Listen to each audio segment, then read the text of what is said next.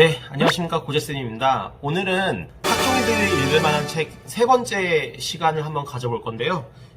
바로 이 책입니다. 사피엔스를 쓴 유발 하라리가 만든 호모 데우스라는 책인데요. 이 책이 굉장히 두꺼운 책인데 제가 이제 여러분들한테 소개해드릴 파트는 두 개 파트 정도 되고요. 그 두 개 파트를 이제 보시면은 문과든 이과든 조금 적용할 만한 실마리와 포인트들이 있거든요. 그래서 어떤 것들이 있는지 한번 보도록 하겠습니다. 네, 이 책은요, 스토리텔러라고 하는 그 파트가 있는데요.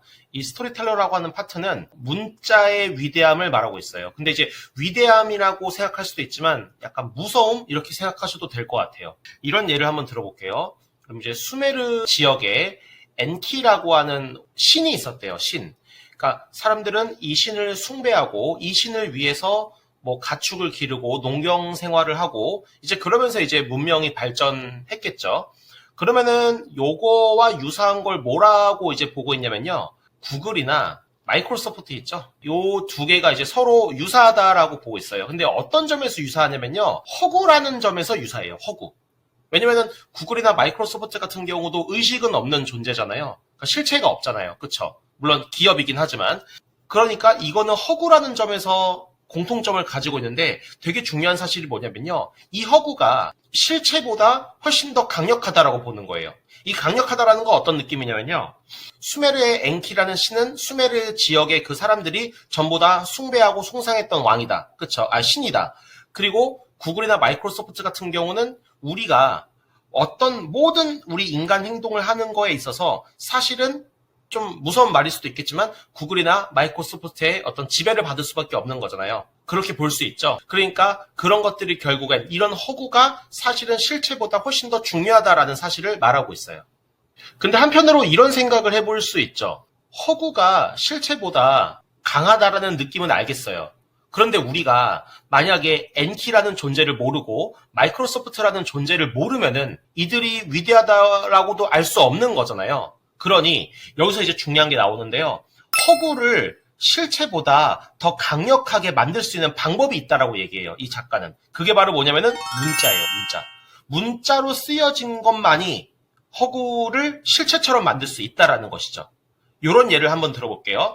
별거 아닌 종이에요. 근데 이 종이의 끝에 이런 말이 들어가 있다는 거죠. 구글에서 만들었다 라는 말이 들어간 거예요. 그러면 이 문서는 굉장히 강력한 문서가 될 수 있겠죠. 별거 아닌 그 옷 쪼가리에 아주 유명한 고급 브랜드의 어떤 엠블렘이 들어가 있다. 로고가 들어가 있다. 그러면은 그 옷은 굉장히 큰 가치를 가질 수 있다는 거예요. 문자라고 하는 것은 이렇게 강력한 힘을 심어주는 존재다라고 이제 유발 하라리는 보고 있어요. 이해되시죠? 네. 그러면은 이제 이런 생각을 한번 해보죠. 문자가 이렇게 큰 힘을 부여할 때 생길 수 있는 양상이 두 개가 있어요. 네, 첫 번째는 이제 긍정적인 기능이죠. 그러면 당연히 부정적인 기능도 있겠죠. 예를 들어서요. 문서가 가지고 있는 긍정적인 기능은 매뉴얼을 만들 수 있다는 거예요. 매뉴얼을 만들 수 있기 때문에 어떤 효율성을 높일 수도 있고 단결을 하게끔 할 수도 있고 이제 등등의 여러 가지 기능이 있겠죠. 근데 이게요. 안 좋게 쓰이면은 조작을 할 수도 있어요. 저는 이제 여기에 포커스를 맞춰본 거예요. 문자가 가지는 긍정적인 기능과 부정적인 기능.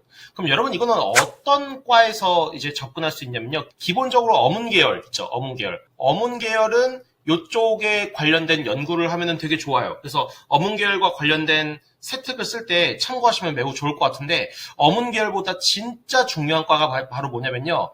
미디어 커뮤니케이션이에요.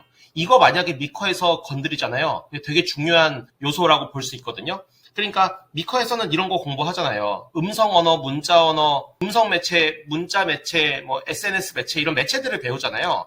이제 매체가 발전하잖아요. 그럼 발전 단계에 있어서 문자가 존재했을 시기에 그 문자라는 매체를 통해서 사회가 어떤 메커니즘으로 돌아갔는지 그런 것들을 연구해 볼 수 있다는 것이죠. 그러니까 미커를 준비하는 친구들은 이 책을 읽을 때 여기를 아주 세밀하게 읽고 그리고 그거에 관련된 자기의 생각을 밝히거나 아니면 다른 활동과 연계 지으면은 되게 좋은 아이디어들이 많이 나올 수 있을 것 같다라는 생각이 들어요. 또 광고 홍보나 경영 있잖아요. 그쪽도 한번 생각해 볼 만해요.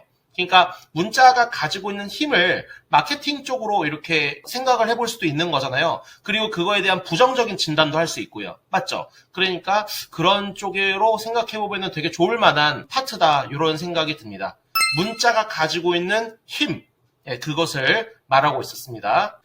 네, 두 번째로 말씀드릴 파트는 데이터교라고 하는 파트인데요. 이 데이터교라고 하는 게 이제 데이터의 종교화라고 생각하시면 될 것 같아요. 그러니까 종교화니까 상위 등급이잖아요. 그쵸? 여기서는요, 굉장히 파격적인 내용을 담고 있어요. 과감하게 말씀드리면은, 우리 인간들은, 근데 인간들이라고 안 하고 사피엔스라 그래요. 사피엔스. 이 책의 저자는.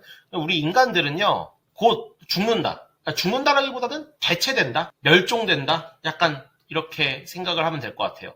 근데 무엇으로 대체되냐면요, 데이터로 대체된대요. 데이터.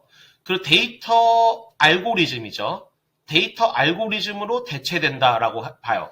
그래서 우리 인간들은요, 이 데이터 알고리즘을 위해서 수많은 인터넷 생산물들을 낳고 결국에는 그 생산물에 의해서 대체된다라고 보시면 되는 거죠. 그래서요, 여기서는 또 이제 이렇게 얘기합니다. 철학이나 예술 있죠. 이런 거는요, 사실 생명과학보다 중요하지 않은 걸로 봐요. 이제 이렇게 생각하시면 되는데요. 우리 인간들이 하는 모든 어떤 사유가 결국에는 데이터 처리 방식이다. 그리고 그 데이터 처리 방식이 아주 오랜 시간 유전자를 통해서 누적되어서 가장 최적화된 상태로 이제 다음 세대에 물려주게 되는 것이다. 이렇게 본다라는 것이죠. 그래서 또 이제 흥미로운 얘기를 하는데요. 만약에 나 자신이 누구인지를 인식하고 싶으면은 여행을 가는 것도 아니고요. 예술 작품을 보는 것도 아니고요. 철학적 사유를 하는 것도 아니다라고 얘기를 하면서 뭘 하라고 하냐면요. 유전자 염기 서열을 분석하라고 해요. 유전자 염기 서열을 분석하면은 답을 알 수 있을 것이다. 또 이런 얘기도 해요. 데이터가 중요하잖아요. 데이터. 그러니까 페이스북이나 인스타그램에 글을 올려봐라. 혹은 유튜브에 영상을 올려봐라. 그럼 거기에 좋아요나 댓글 같은 거 있잖아요. 그런 것을 통해서 내가 누구인지를 알 수 있다라고 보는 거예요. 그러니까 더 이상 나 자신의 모습을 뭔가 관념적 사유를 통해서 획득하는 것은 중요하지 않다. 나 자신은 결국에는 이런 거에서 알 수 있다라고 본다는 거죠. 흥미롭죠? 그렇죠? 그러니까 우리 인간은요, 어마어마한 양의 그 데이터에 의해서 전부 다 사라지게 된다라고 보는 거예요. 개인적으로는 이 의견에 동의할 수는 없지만 그래도 참 매력적인 의견이라고 생각이 들기는 들었어요. 이쪽 부분에 이제 포커스를 좀 맞춰서 기본적으로는 철학과에서 생각해 볼 만한 내용이죠. 아니면요, 서울대학교에 있는 과죠. 미학과에서도 한번 생각해 볼 만해요. 미학과. 그리고 뭐 예술 쪽에서도 생각해 볼 만하고요. 당연히 생명과학에서도 생각해 볼 만하죠.